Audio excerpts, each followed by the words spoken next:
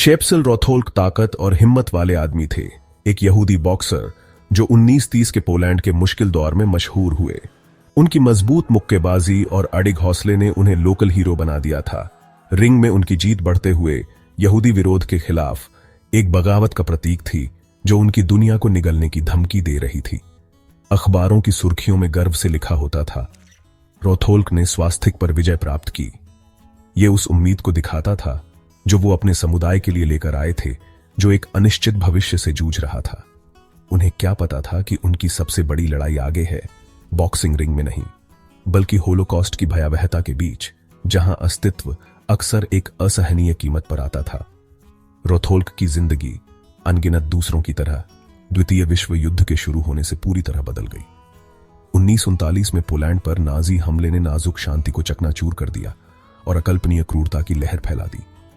यहूदी, जो कभी पोलिश समाज के अभिन्न सदस्य थे, उत्पीड़न और व्यवस्थित विनाश के निशाने पर आ गए।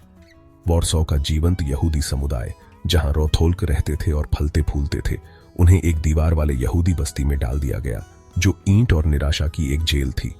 इसकी सीमाओं के भीतर भूख, बीमारी और निर्वासन का लगातार खतरा हवा में भारी था। ऐसी विपत्ति का सामना करते हुए रोथोल्क के सामने एक असंभव विकल्प था, जिसने उनकी विरासत को हमेशा के लिए दागदार कर दिया और उनके विवेक को परेशान किया। वो वॉर्सो गेट्टो में एक पुलिसकर्मी बन गए। ये फैसला उनके परिवार की रक्षा करने और नाजी कब्जे के तहत जीवन की विश्वासघाती वास्तविकताओं को नेविगेट करने की एक बेताब इच्छा से प्रेरित था। हालांकि इस भूमिका ने उन्हें एक नैतिक रूप से अस्पष्ट स्थिति में डाल दिया। यहूदी बस्ती के दमनकारी कानूनों को लागू करने के अपने कर्तव्य और अपने उत्पीड़ित लोगों के प्रति अपनी निष्ठा के बीच फंस गए। 1940 में नाजी शासन द्वारा स्थापित वॉर्सो यहूदी बस्ती अपनी तरह का सबसे बड़ा था, जो यूरोपीय यहूदियों के व्यवस्थित अमानवीयकरण और विनाश का एक गंभीर प्रमाण था। 4 लाख से ज्यादा लोगों को इसकी भीड़-भाड़ वाली और अस्वच्छ जगह में ठूंस दिया गया था। उनका जीवन जीवित रहने के लिए एक दैनिक संघर्ष बन गया था। भोजन दुर्लभ था, बीमारी व्याप्त थी और विनाश शिविरों में निर्वासन का निरंतर भय जीवन के हर पहलू पर एक लंबी छाया डालता था। यहूदी बस्ती की पुलिस, जो यहूदी बस्ती की दीवारों के भीतर व्यवस्था बनाए रखने का काम करती थी, एक असंभव स्थिति में फंस गई थी।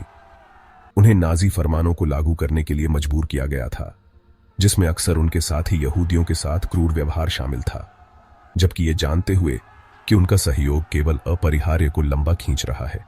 उनके कार्यों को अक्सर तिरस्कार और सहयोग के आरोपों का सामना करना पड़ा, जिससे पहले से ही टूटे हुए समुदाय के भीतर विभाजन और गहरा हो गया। यहूदी बस्ती के अंदर फंसे लोगों के लिए जीवित रहने और विश्वासघात के बीच की रेखा धुंधली हो गई। हताश समय ने हताश उपायों की मांग की और व्यक्तियों को दर्दनाक विकल्प बनाने के लिए मजबूर किया गया, अक्सर विनाशकारी परिणामों के साथ। कुछ रोथोल्क की तरह मानते थे कि सहयोग, चाहे कितना ही अप्रिय क्यों न हो, आशा की एक किरण प्रदान करता है, प्रियजनों को नाजी क्रूरता की सबसे बुरी अति से बचाने का मौका देता है। दूसरों ने किसी भी तरह के सहयोग को अक्षम्य माना, अपने लोगों के साथ विश्वासघात और अपने सामूहिक विवेक पर एक दाग। वॉर्सो गेट्टो में एक पुलिसकर्मी के रूप में शेप्सिल रोथोल्क ने अपने कार्यों के बोझ के खिलाफ अपने अस्तित्व को संतुलित करते हुए एक कठिन रस्सी पर चलना पड़ा। उन्हें कर्फ्यू लागू करने, घरों की तलाशी लेने और प्रतिरोध के किसी भी संकेत को दबाने का काम सौंपा गया था, जबकि वो अपने ही लोगों की पीड़ा को देख रहे थे। उनकी भूमिका ने उन्हें अधिकार की स्थिति में रखा, लेकिन उन्हें उन लोगों के फैसले और नाराजगी के लिए भी उजागर किया जिन्होंने उन्हें एक सहयोगी के रूप में देखा। रोथोल्क के खिलाफ आरोप साथी यहूदियों के प्रति क्रूरता से लेकर मदद की उनकी दलीलों से आंखें फेर लेने तक थे। कुछ ने दावा किया कि उन्होंने निजी लाभ के लिए अपनी स्थिति का इस्तेमाल किया, रिश्वत और एहसान के बदले में नरमी बरती। दूसरों ने उन्हें नाजियों का मोहरा बताया, उनके आतंक के अभियान में एक स्वेच्छा से भागीदार। सच्चाई यहूदी बस्ती की अराजक और नैतिक रूप से अस्पष्ट दुनिया की अधिकांश चीजों की तरह शायद कहीं अधिक सूक्ष्म थी। यह याद रखना महत्वपूर्ण है कि रोथोल्क के कार्य अत्यधिक दबाव और अकल्पनीय दबाव के संदर्भ में सामने आए। नाजियों ने जानबूझकर भय और अविश्वास का माहौल बनाया, जीवित रहने के लिए एक हताश संघर्ष में यहूदियों को एक दूसरे के खिलाफ खड़ा किया। ऐसी परिस्थितियों में निर्णय एक ऐसी विलासिता बन गया जिसे बहुत कम लोग वहन कर सकते थे। और अस्तित्व अक्सर एक भयानक नैतिक कीमत पर आता था। जबकि क्रूरता के आरोप उनके चारों ओर घूम रहे थे, शेप्सल रोथोल्क एक शक्तिशाली आदिम प्रवृत्ति से प्रेरित थे, अपने परिवार की रक्षा करना। वो उन भयावहताओं को समझते थे जो यहूदी बस्ती से निकाले गए यहूदियों का इंतजार कर रही थीं, और वो अपनी पत्नी, बेटे और भतीजी को उस भाग्य से बचाने के लिए दृढ़ थे। एक पुलिसकर्मी के रूप में उनकी स्थिति, चाहे कितनी भी नैतिक रूप से समझौता करने वाली क्यों ना हो, उन्हें प्रभाव का एक टुकड़ा प्रदान करती थी, सिस्टम को अंदर से हेरफेर करने का मौका देती थी।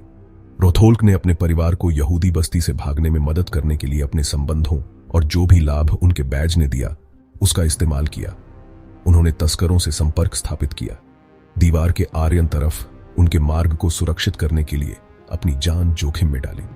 उन्होंने गार्ड को रिश्वत दी, दस्तावेजों को जाली बनाया और प्रार्थनाएं की, इस उम्मीद से चिपके रहे कि उनके प्रियजनों को यहूदी बस्ती की दीवारों से परे सुरक्षा मिलेगी। उनके कार्य एक पति, एक पिता, एक चाचा के प्रचंड प्रेम का प्रमाण थे। अगर इसका मतलब उनके परिवार को जीवित रहने का मौका देना था, तो वो अपराध बोध का बोझ, सहयोग के आरोपों का बोझ उठाने को तैयार थे। होलोकॉस्ट के नैतिक दलदल में, जहां सही और गलत अक्सर पहचान से परे धुंधले होते थे, रोथोल्क के कार्य अकल्पनीय बुराई की चपेट में आने वाले व्यक्तियों पर थोपे गए असंभव विकल्पों की एक कठोर याद दिलाते हैं।